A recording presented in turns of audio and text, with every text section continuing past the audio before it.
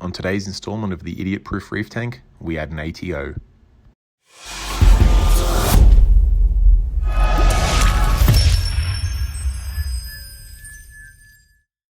Hi all, so first of all you might wonder what an ATO is. Basically it's an automated version of what you see me doing now, and that's topping the tank off. As these tanks evaporate, the water level drops and we need to keep it topped up with fresh water. ATOs are a device that automates that for us. Now if I show you the Ripple, which is the ATO that I've picked to do the Idiot Proof Reef Tank, it shows you that we've got a little sensor that has a magnet on the back which holds the sensor in place. You've got a cover that goes over that sensor if need be, and you have a little pump that sits within a reservoir of RO water that pumps into your display tank to keep it at the right level. So let's get into the unboxing of this, and you can see it comes in this beautifully little packaged setup or kit, I guess you'd say, and let's see what you get. So first of all, let's see what we got here. A power pack. This one's a 12 volt DC power pack. It's a little bit chunky for what it is, but it does the job and there's no other bricks to go with it. So that's a 12 volt half amp power supply. Then we've got the sensor itself. Oh, no, I'm going to pull out the tubing first, sorry. This is the hose that runs from the pump up into your display tank. You can see it's a nice aquarium safe tank hose. And here's the little clip that holds the hose in place, and also the sensor cover that goes over to make sure that snails don't crawl on your sensor or anything like that. Coming up next is the, what do we got here? This is the pump, the tiny little pump. This will fit into pretty much any little reservoir you've got. It's very, very small, you can see, compared to the size of my fingers, and it has suction cups to hold it in place so it doesn't rattle about. Last but not least is the sensor itself. You can see it's got a little protective cover. I'm just going to peel off there, which shows that it's the Ripple Nano ATO.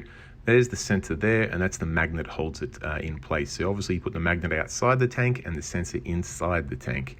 So that's all that comes in the kit. You don't need anything more than that. There are instructions available on the website, but also on the back of the box. So let's get into setting this unit up. All right, here we are, and you can see I've got the pump, and I'm just putting the hosing on the pump. You can see you just got a little recap of the size of the pump there, and I'm just dropping that into the reservoir next to my tank. So I'll drop that in there, making sure that I keep the power lead out of the tank, obviously, and then I'll grab the hose itself and I'll run that up to the back of the display. Now obviously to secure that hose in place, I'll grab the little clip which was in the pack here, and I'll just secure that onto the back wall of the tank.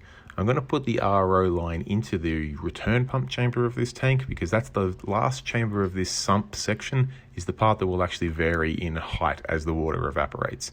So that's where I'm going to put this sensor so I can keep it a perfectly consistent level. Now I just got to screw that onto the back wall, feed the hose through it, and that connects the pump to the hose to the tank, and we're pretty well good to go.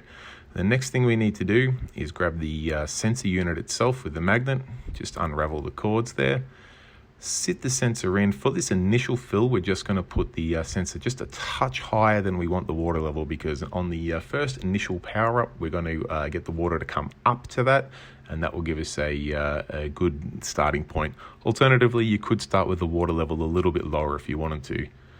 So then the last thing we need to do here is grab the power pack itself, take off the little bread ties and plug it in. Now when I say plug it in, I mean plug it into the power and have it ready to go, because there's a little sequence you need to do to get this unit initialized, because it has some smarts in it which tells the unit if it's not been pumping enough or if it's been pumping too much RO. So we just get the unit plugged in, and then we'll grab all the plugs and I'll run you through the process to set this unit up.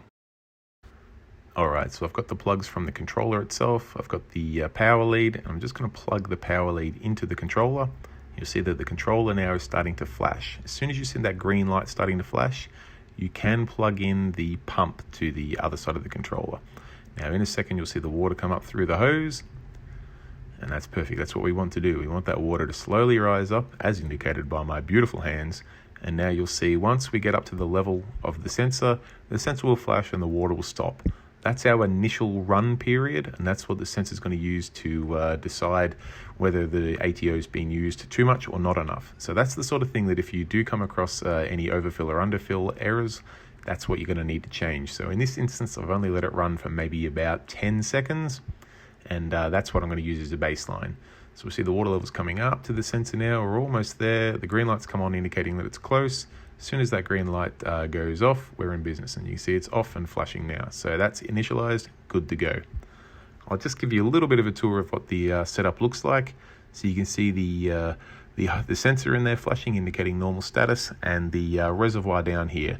Eventually I may switch to a little bit more of a pretty reservoir, but that's going to do the job for now, and it still looks quite neat.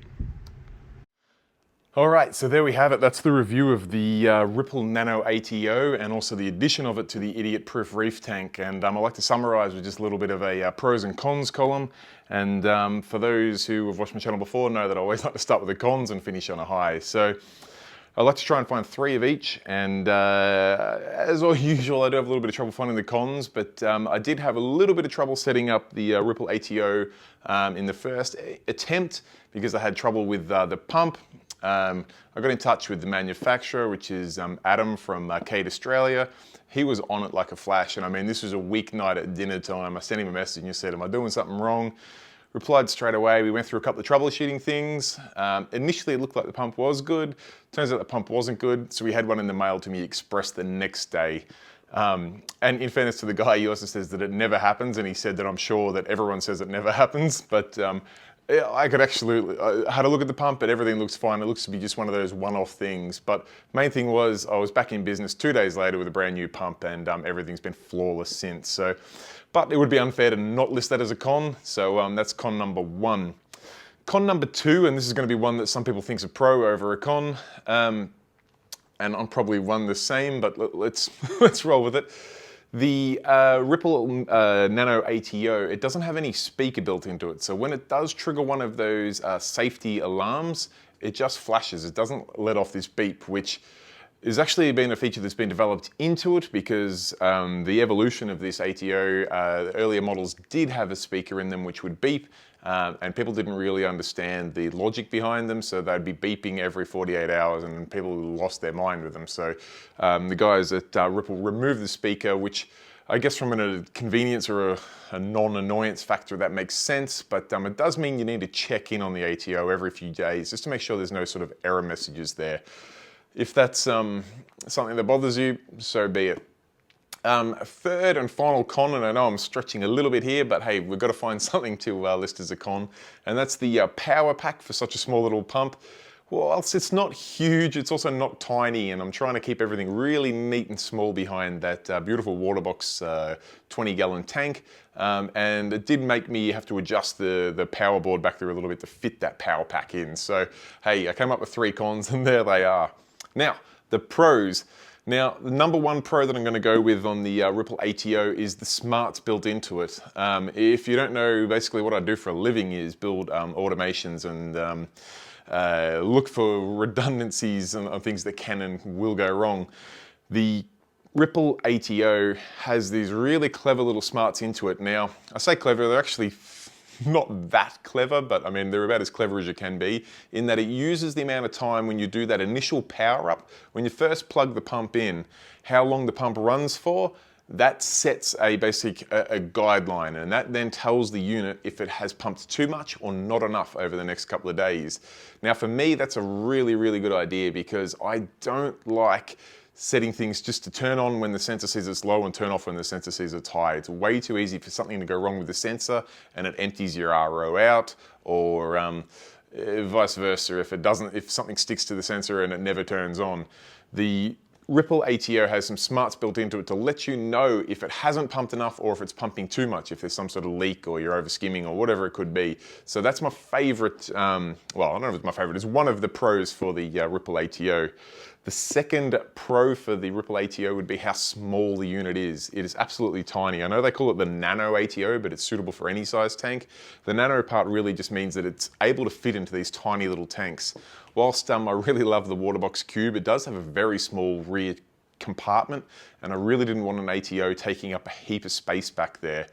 So I'm happy to say that the actual sensor and the part that goes in the rear section is so small, it's like the size of a tip of a thumb, I guess. It's just not taking up any room at all, really neat, and just sits in there really well. So that's the nano part of the Ripple ATO Nano, and it's my pro number 2. And third and final pro, let's see.